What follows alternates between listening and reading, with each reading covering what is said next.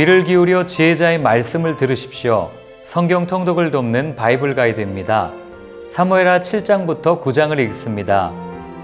패션, 열정을 뜻하는 동시에 고난을 의미하는 단어입니다. 열정이 있는 사람은 고난을 겪는다고 합니다.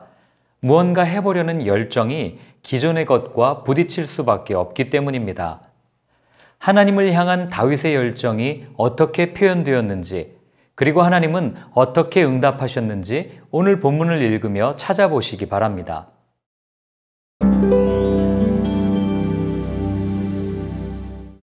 평안한 시대가 되자 다윗에게는 한 가지 부담이 생깁니다. 자신은 편안하게 궁에 살고 있는데 하나님의 임재를 상징하는 언약궤는 천으로 쌓여 성막 안에 놓여 있는 것에 대한 부담입니다. 그는 선지자 나단과 이 일을 의논하고 하나님의 집, 성전을 건축하고자 합니다. 하나님께서는 나단을 통하여 출애굽 당시부터 오늘까지 줄곧 장막에 거하셨다는 것과 성전 건축을 명령한 적이 없음을 언급하시며 성전 건축이 필요하지 않다고 말씀하십니다. 아마도 하나님을 바로 알지 못하고 신앙이 미성숙한 이스라엘 백성들에게 성전이 세워진다면 성전 그 자체가 우상이 될 수 있음을 아셨기 때문이었을 겁니다. 하나님께서는 의식적이고 형식적인 종교가 아니라 하나님과 사귐을 통해 관계를 맺어가기를 원하신다는 것을 알려주신 것입니다. 그러나 하나님을 향한 다윗의 마음은 받으셨습니다. 그래서 그의 아들을 통하여 다윗의 왕위를 이어가겠다는 소위 다윗 언약을 맺으십니다. 아니, 나중에 지을 거면 그냥 건축하게 하시지 뭘 이렇게 말씀하시나 라고 생각할 수 있지만 이 약속은 성전을 건축하는 것에 초점이 맞추어져 있는 것이 아니라 다윗과의 관계를 계속해서 이어가시겠다는 것에 초점이 맞추어져 있습니다. 다윗은 하나님의 말씀을 듣고 감사하며 기도합니다. 그의 기도를 읽어보면 우리의 기도와 다르다는 것을 발견합니다. 다윗은 자기 생각이나 감정에 따라 기도를 드리기보다 하나님의 구속사역, 말씀에 근거하여 하나님의 뜻이 이루어지기를 기도했습니다.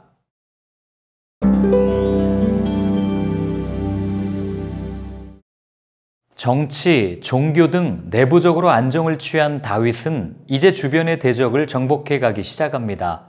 블레셋과 모압, 소바왕 하다데셀을 차례로 격파한 다윗은 소금 골짜기에서 에돔 사람 18,000명에게도 승리를 거둡니다.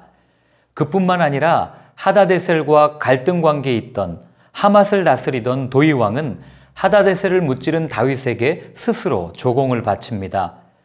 이렇듯 다윗의 거침없는 승리가 이어집니다. 그가 승승장구할 수 있었던 이유를 성경은 6절과 14절에 다윗이 어디로 가든지 하나님께서 이기게 하셨다라며 2번이나 강조합니다. 다윗을 향한 조건 없는 축복이었겠지만 다윗 역시 하나님을 존중했습니다. 예를 들어 소바왕 하다데셀과 전쟁에서 승리한 후 얻은 말 중 일부를 제외하고는 그 발에 힘줄을 끊습니다. 전쟁에서 말이 중요했던 시대이기에 잘 가지고 있으면 유용하게 쓸 수 있었음에도 다윗은 그렇게 하지 않았습니다. 말을 많이 두지 말라는 신명기의 말씀을 지킨 것입니다. 아말렉과의 전쟁에서 자신이 보기에 좋은 것을 취했던 사울과 대조되는 모습입니다. 이렇게 말씀대로 살고자 애를 쓰는 다윗을 예뻐할 수밖에 없지 않겠습니까?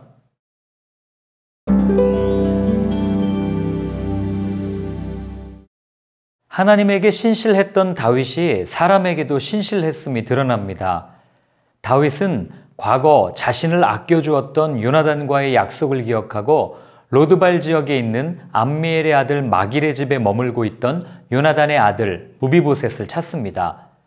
당시 무비보셋은 목초가 없는 메마른 지역 로드발에 거하는 아무도 거들떠보지 않는 버려진 인생이었습니다. 다윗은 그에게 사울의 땅을 돌려주고 자기 아들들처럼 함께 식사하도록 합니다. 인간적인 관점에서 보면 다윗은 위험을 자초한 겁니다. 비록 다리를 저는 장애를 가진 무비보셋이라 하지만 그는 전 왕의 후손으로 다윗의 왕권을 위협할 수 있는 사람입니다. 그런데도 다윗은 약속을 지키기 위해 그를 선대합니다.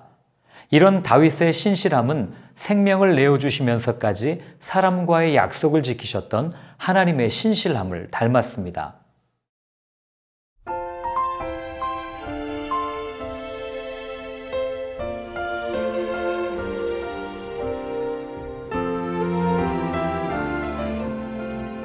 하나님을 향한 다윗의 열정은 하나님의 군대를 무시하는 골리앗과 싸움, 언약궤가 들어올 때 춘 기쁨의 춤, 하나님의 집을 생각하는 다윗의 언행에서 드러납니다. 다윗은 이스라엘 백성으로서 말씀을 지켜야 한다는 의무감으로 하나님을 섬기지 않았습니다. 의무감으로 일하는 사람은 열정으로 일하는 사람을 이길 수 없습니다. 무엇보다 하나님께 우선순위를 두었던 다윗을 본받아 우리도 하나님께 인정받는 삶이기를 소원합니다. 그래서 다윗같이 주의 종의 집이 영원히 복을 받게 하옵소서라고 당당하게 기도할 수 있기를 바랍니다.